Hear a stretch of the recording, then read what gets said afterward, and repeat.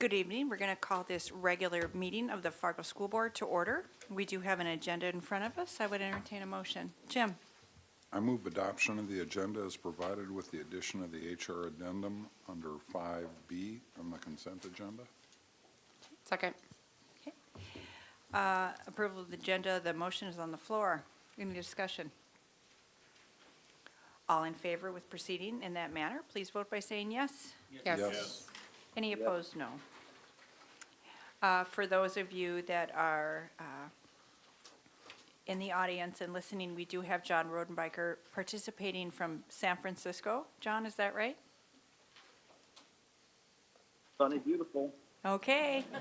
All right, so thank you for joining us.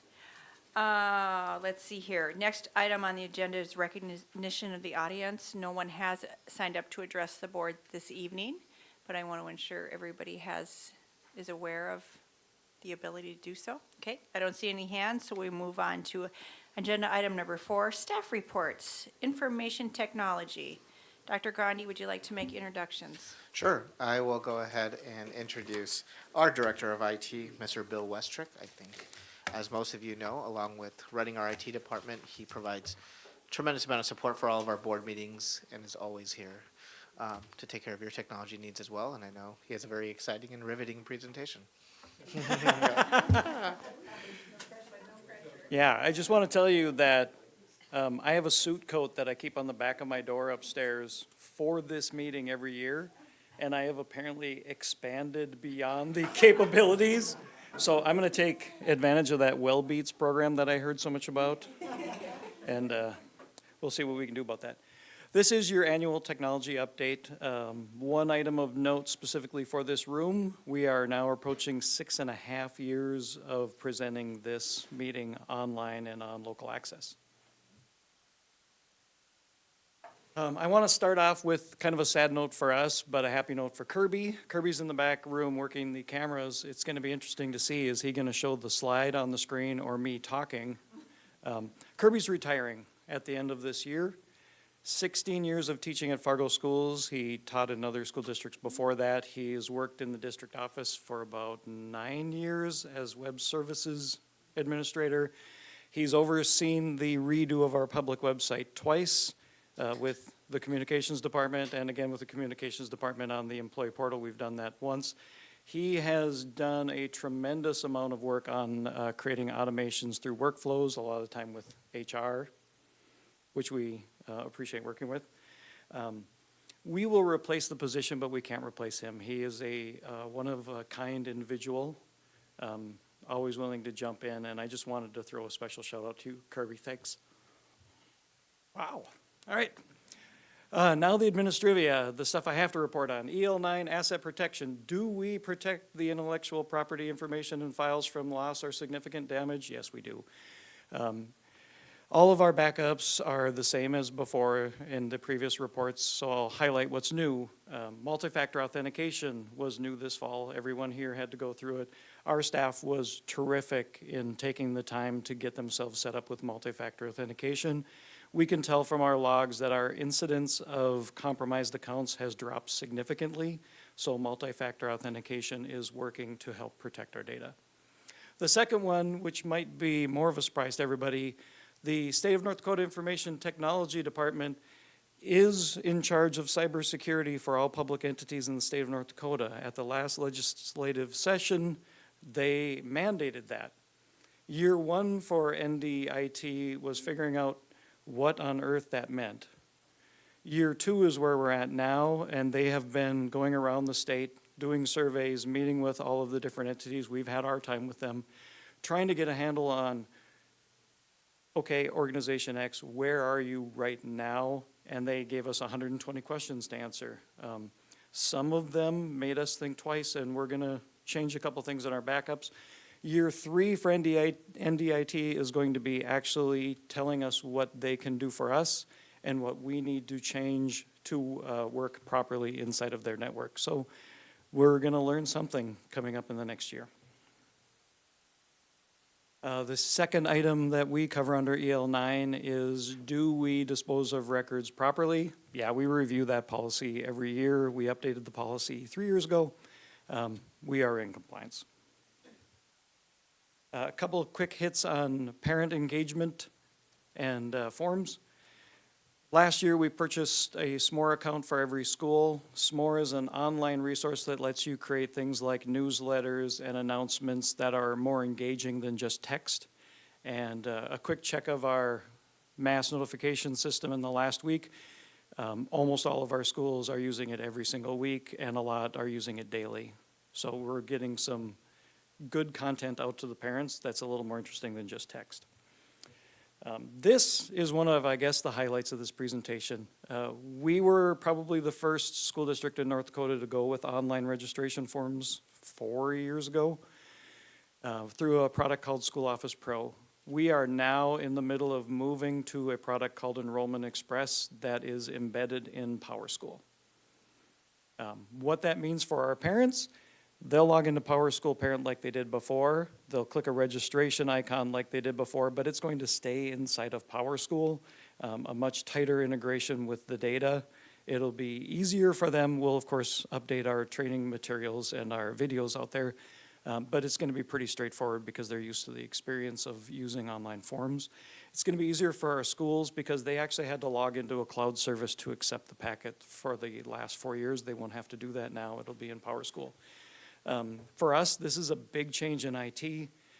To do forms through School Office Pro, they're a great company, terrific people, but we had to count on them to create our forms, fix our workflows, make all changes. They just didn't have the capacity to let us do much of that at all. Our destiny's in our own hands here with Enrollment Express. We're going to be able to make those changes on our own. Kindergarten Roundup is still using School Office Pro because we just couldn't get on PowerSchool's calendar fast enough. But starting this summer, we're going to be on the new system. We're training the administrative assistants in April. Last year, I told you that our first middle school went from in-school one-to-one take-home to, one-to-one in-school to take-home. This year, Ben Franklin and Carl Ben have also joined in. So from grades 6 through 12, we take the devices home now. Parents have the option of saying no. Very, very few do. Less than a cart full of devices stay at any school at night. Now here's our annual by the numbers slide. It's really a lot of the same information I share every year, but try to change the format a little bit. All in all, what this means is we got a lot of stuff. One of the great things about Fargo and about you guys is that you support education and technology and education really, really well, to the tune of, for our tech staff, there are more than 1,000 devices per tech to support. When it comes to networking, there's more than 1,300 devices to support per networking tech. We have a very mature technology landscape. And that leads to the next slide. We have to replace that technology. Rather than give Jackie here's a surprise, $2 million need to replace all of our student laptops, in every category of device, we try to replace a certain percentage on a schedule. That means that we don't uniformly have 7-year-old projectors across the district. We don't have 4-year-old laptops in the hands of every student. We're always replacing some, so somebody's getting new, and hopefully we minimize the old. It gives us the opportunity to provide the business office with a stable, relatively budget every year. It also gives us the opportunity to do things like we did this year. When there were a lot of new initiatives and not a lot of new money, we were able to reduce our budget by $500,000 so that those new initiatives could get started. Now, if you ask me, could we do that again next year? No, we can't do that again next year. Okay, and then I'm just going to wrap up real quick. People that went to Tech Camp last year, I think you found that to be a eye-opening experience. We're in the final year of 3 years where Moorhead is hosting, so it'll be at Horizon Middle School again. We will bring it back to Fargo schools next year, and it'll be at probably Davies, but I wanted to throw out a reminder to you, June 4th, or 3rd and 4th, if you can make it, stop by Horizon Middle School. You can just walk into a session, any session, and check it out. There's a lot of enthusiasm from our teachers because they're all choosing to be there, and there's a certain euphoria in just being out of school, so that they're enjoying the time together without thinking about the kids, and they're thinking about their own professional development. And with that, I will leave it to you if you have any questions for me. I'll start with the first question. With online registration, and I use that at my work for my families, how does that work with translation services? Different languages, is it?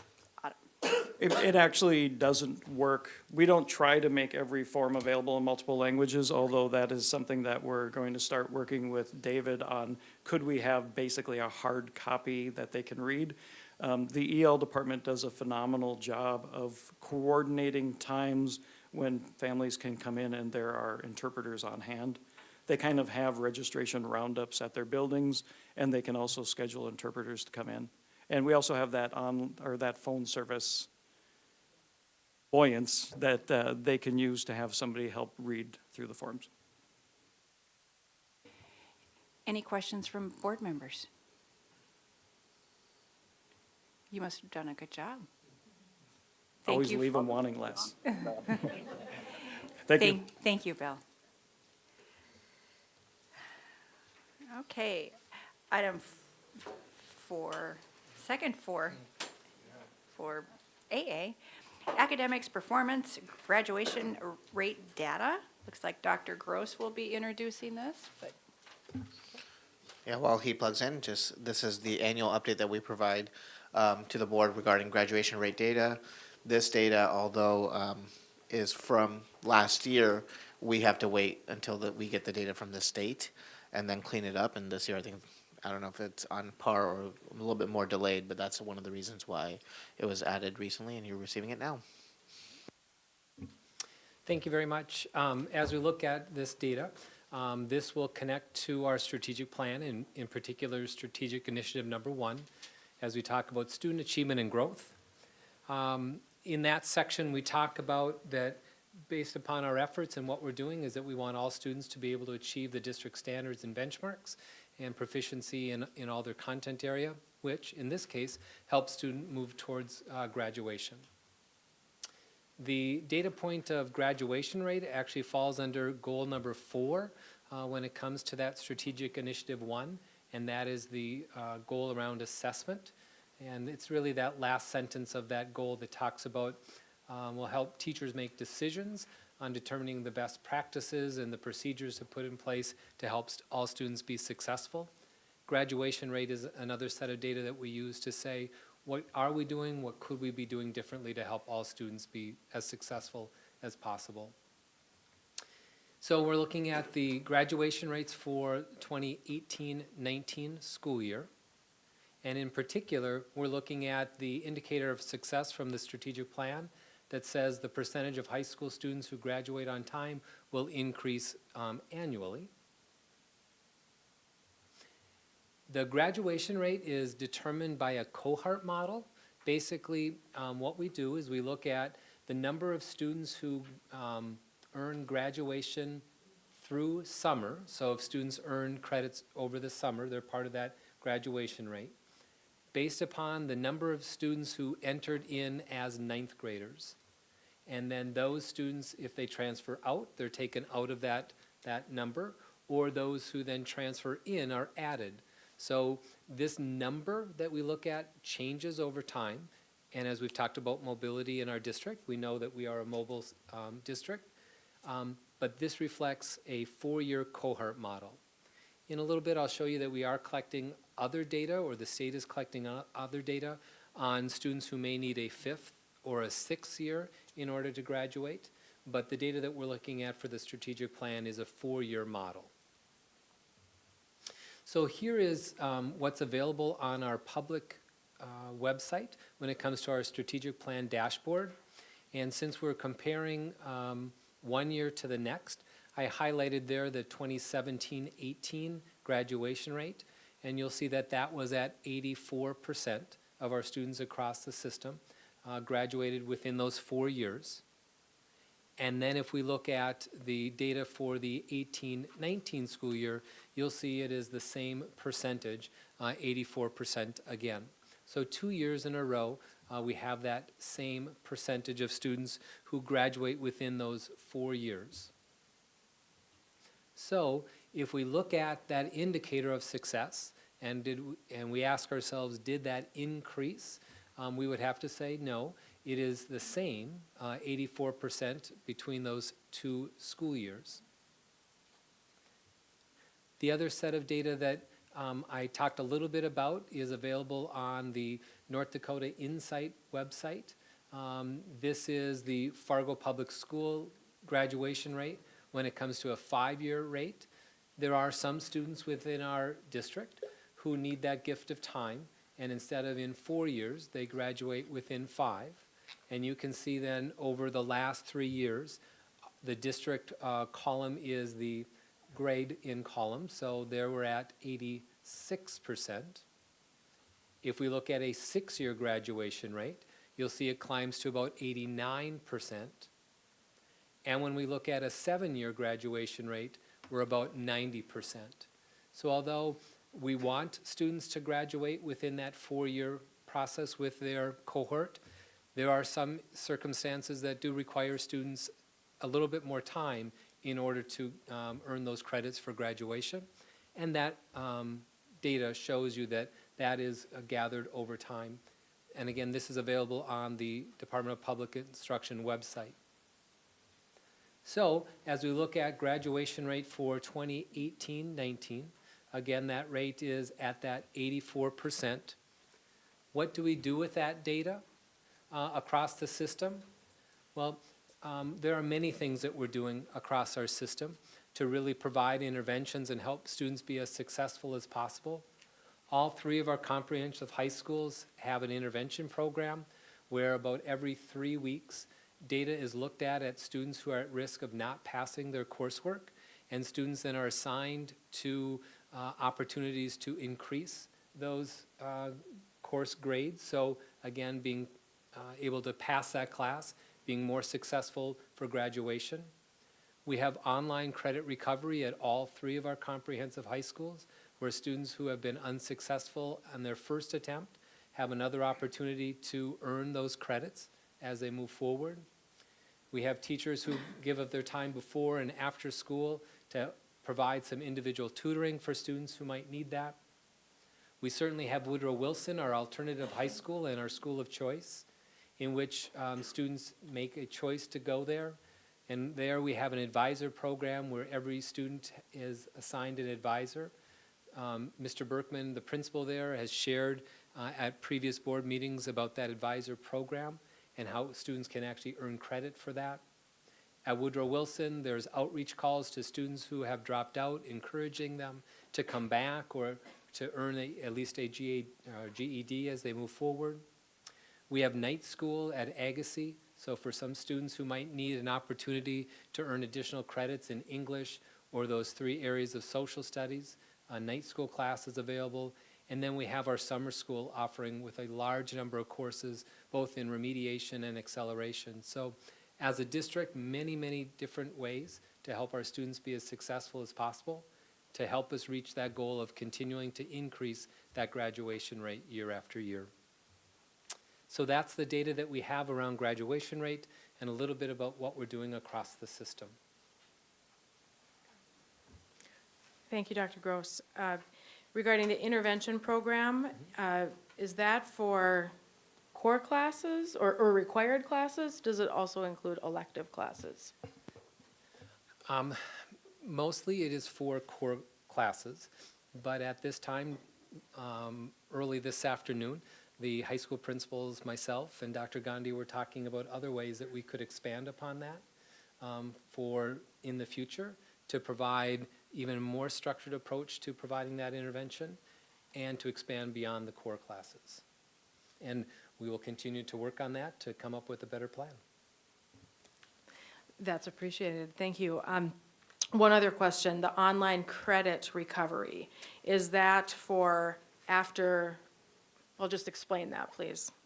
More details, sorry. Certainly. So from time to time, a student has been unsuccessful in their first attempt at, let's say, English 3, and they may have failed the first semester or the second. We then have individuals at all of our high schools who help utilize a piece of software called Edgenuity that really fine-tunes the learning around the core standards in the course that they may have been unsuccessful in. So it's the gift of time and additional instruction to help them earn those credits. Okay, thank you. Sorry, I was stumbling through that. I meant to, yeah, I wanted to find out if it was after a class was completed and that final grade was analyzed, or if it was after certain, just certain projects. And then, is that for the required classes too, or are we going into electives with that? That goes beyond just some of the required coursework. The same way at Woodrow Wilson, we have and utilize technology in multiple courses. Jim and then Brian. Bob, I know you indicated we start with the ninth graders and track them, and people that transferred out or taken out, people that transferred in or added in. Is transfer out the same thing as dropping out? If a student transfers out, so they, another district requests their records, and we know that that student then has enrolled in another district, they are no longer in our data set. If a student does not request records and they have dropped out, they are still in that data set.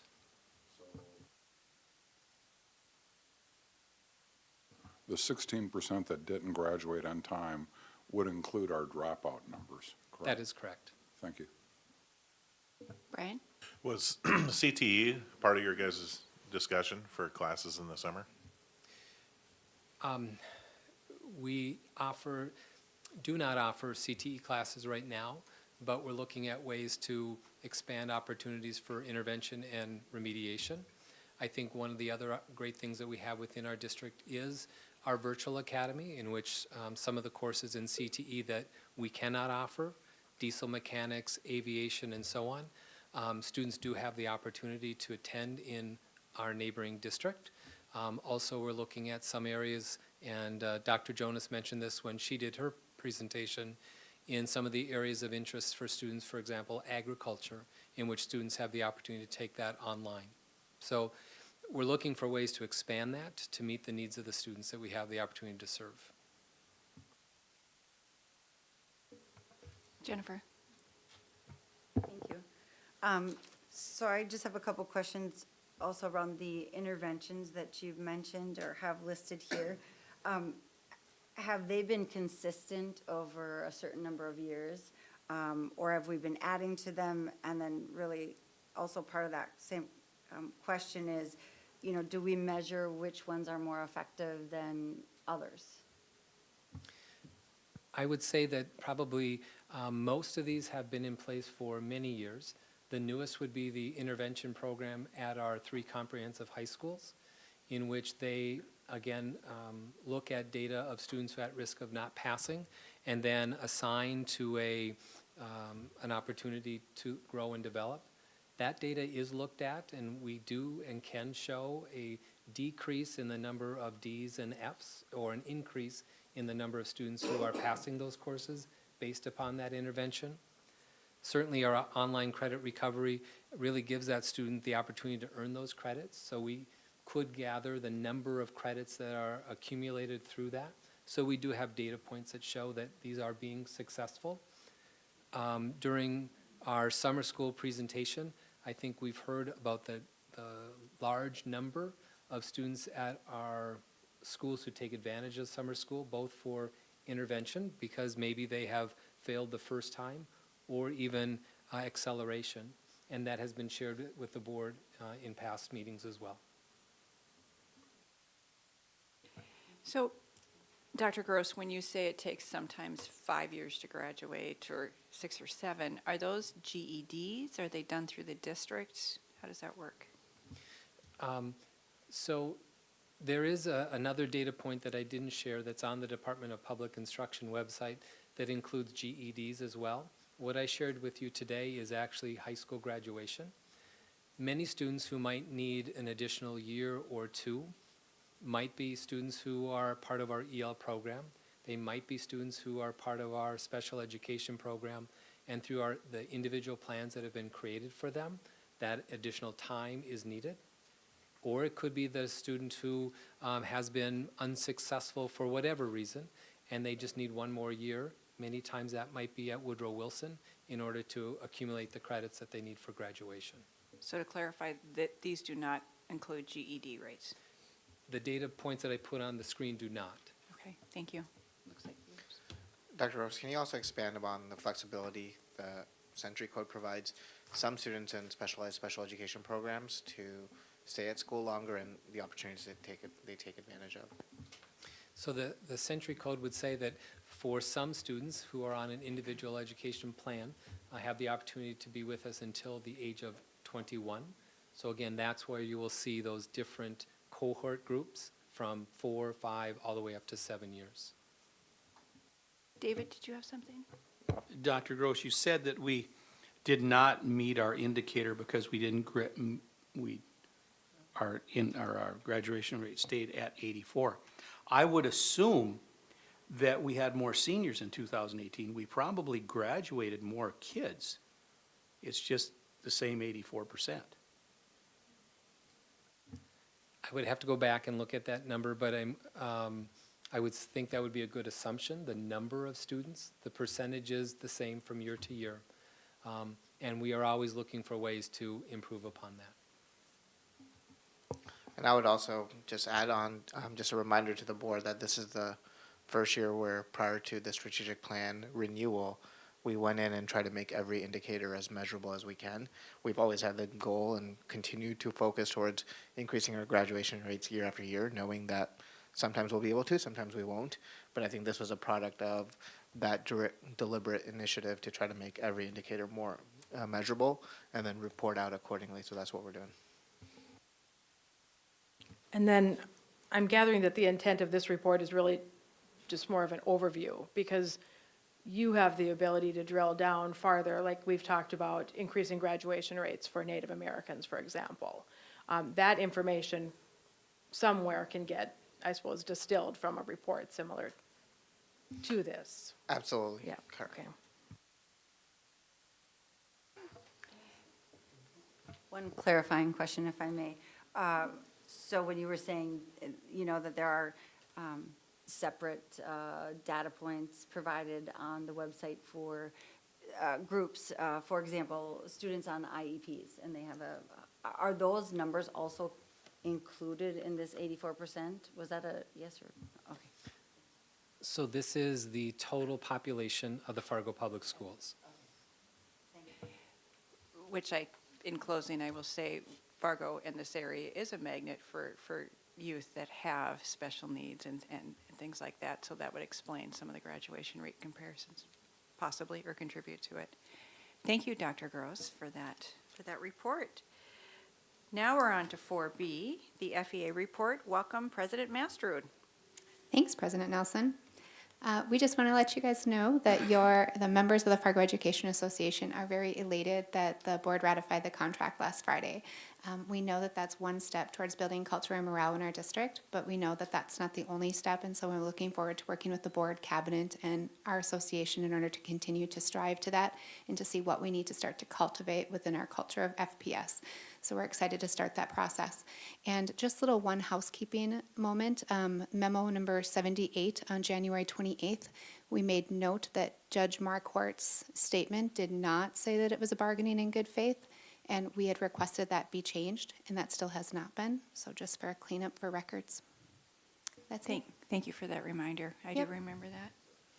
That's all we have. Thank you. Okay. Superintendent report, Dr. Gandhi. I don't have much to share out. I think we had a very productive work session for a full day on Friday, so thank you for your time, but no additional information at this point. You haven't been doing anything, huh? Okay. Item 5 on the agenda is the consent agenda. I would entertain a motion. Jim? Move adoption of the consent agenda with the addition of that HR addendum. Second. Okay. Any discussion on the consent agenda items? All those in favor, please vote by saying yes. Yes. Any opposed, no. Those items are approved.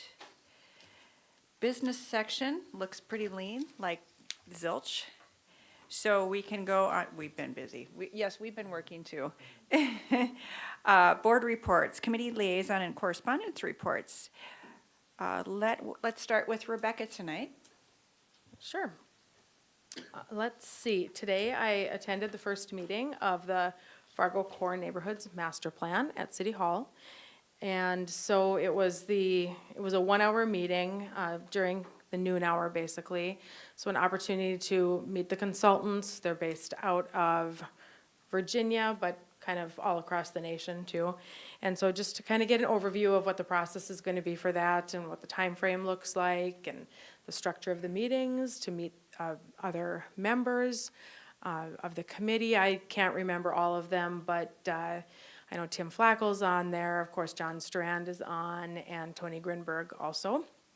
And there was a first meeting today, I think it went from 4:30 to 6:30 p.m. for the Clara Barton and Hawthorne neighborhoods. So there are 9 neighborhoods that are identified as work that this committee will be working through, 9 core neighborhoods in Fargo. So I did my best to encourage, at the very end of the meeting, the consultants just asked for some feedback, like what do we, as committee members, wish to have happen, or what would you want to make sure that we hear from you or take under consideration? And so I basically tried to talk about extending the opportunity to work as public entities to tax-paying entities, the city and the school district, and realizing our need to also be very cognizant about our taxpayers' feelings towards some of the decisions that we make, and how really the decisions we make really connects to what goes on with the city and vice versa. So they were interested and happy to have the school district at the table. So I'll share more information as it comes. Jennifer said that the meeting today was live, so the other meetings likely will be as well. We don't meet for at least a little over a month. It will be our next meeting, but I can let you know. And just anything that you would like to provide to me for feedback, if you watch the meeting or you read something in the news or have some thoughts, just send them my way. So I hope that I am conveying our thoughts appropriately. Thank you. Thank you. We're going to pretend like John Rodenbiker is sitting in his regular chair. So we will go on to John. John, are you still with us? Yes, I am. Thank you very much. Pretty short update. First of all, I want to apologize for not being there in person. I try hard to schedule around our meetings, and something that came up at short notice didn't work. So thank you for the opportunity to dial in. And my update is just that I attended the special board meeting on Friday, and I'm very happy that we were able to come to a 2-year agreement with the FBA, and we're looking forward, as the President mentioned tonight, of working together as we move forward with our district. And then also attended the work session. And that is my report. Thank you. Thank you, John. Jennifer. Okay, I attended the Economic Outlook Forum, and no other correspondence. Health Insurance Committee meets March 17th, and just a few comments around the Economic Outlook Forum. The presenter was, Governor Burgum was there in the beginning, and then Rich Karlgaard was there, who is a native from Bismarck. And if any of you, I don't know if any of you are familiar with him, but he has authored a few books out there. I think he's working on his 3rd, so we talked a little bit about that, and key economic indicators, and basically what his projections are for change moving forward. He gave us a little bit of a political landscape update, and let me think here. I wanted to say something other from my notes another point, but really, he inspired me to go out and listen to some of his podcasts out there, because I found some of the things he said to be interesting and engaging enough for me to want to learn more. And so if any of you want to hear more about him or his background, he currently is works for Forbes. And so if you want the correct spelling of his name, just let me know and I will pass that along. But that's it. Thank you. Thank you. David? On Friday, I attended the special board meeting where we ratified the teacher's contract and the board work session following. And we have a communications meeting tomorrow morning, I believe. Thank you for announcing that. I forgot to write that down. You're correct, 7:30. All right, Jim? We had a community development committee meeting since our last regular board meeting. Got a little update from the state on what they're doing. Talked a little bit about the Core Neighborhood Initiative, which is really a two-step process. And got a little bit of an update on trailer parks, or I guess they don't want to call them trailer parks anymore. Prefabbed home parks, I guess, is the new term. And people are trying to figure out what, if anything, needs to happen to maybe empower the residents to have more rights regarding their property. Sounds like that's going to be a legislative issue. Don't know if it'll go anywhere. We have an SEEC board meeting tomorrow. I think Dr. Rupak and I are going to be in Bismarck on Friday for a joint meeting of the pre-K steering committee, pre-K-12 steering committee, and the K-12 coordinating council to find out what I found out in Austin, Texas. Not sure why I have to go back, but they're making me show up again, so I'll be there. And that's about it. Christy? We had a planning meeting on the 13th. I was at the special board meeting Friday morning along with the work session, and I also attended the Economic Outlook Forum. Thank you. Randy? I also was at the work session on Friday, did the chamber event as well, Economic Outlook, and then I have a meeting tomorrow for communications, and then Thursday I have the Fargo Youth Initiative meeting at noon, and we do have a presenter for that as well, and that should do it. Thank you. Thank you. Brian, you've been cruising. Yeah, I was out of the country. I started out attending the planning committee for Miami when it was 80 degrees, and it was 20 below here. So it was a good trade there. And then I missed the meeting for the ratification of the contract, and then the special meeting, as you know. But, you know, had I been there, I'm totally support of what's been going on and what went on, and so I appreciate you guys taking care of that while I was gone. Wish I could have been here. Last night I attended a symphony concert at Davies. I would say it was one of the best ones I've attended because of the variety that they had at the concert. They had like acting, they played their violins and cellos and things like that while they had a Star Wars theme going on in the background. And then they had two dudes come out and joust or whatever they do with those red and green sticks and swords, and it was quite entertaining while this music is playing. And they also had it where they had the dark, they killed all the lights and they brought out this box, and this young student came out of the box from time and wondering where he was, and it was really good. It was just a nice change from what you normally see in a music concert. So it was great. And that's it. I believe those are called lightsabers. Thank you for that.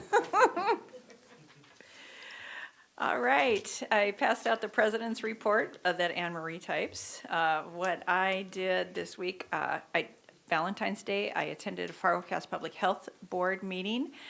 Some of the things that they're talking about are preparing for the flood, but also relating to youth with the federal regulations coming down for e-cigs. Right now, the states are trying to figure out how to interpret those.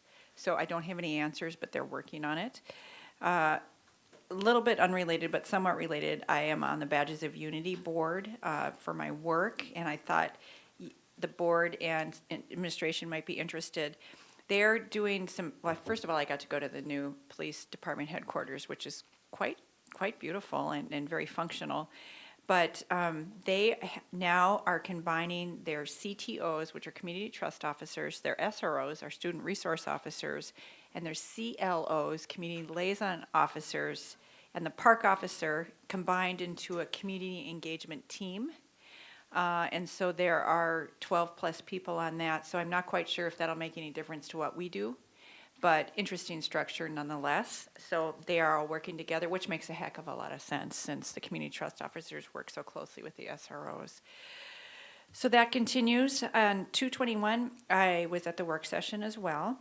And then my two liaison schools, Horace Mann Roosevelt and Jefferson PTA, I'm kind of doing some unorthodox helping with them.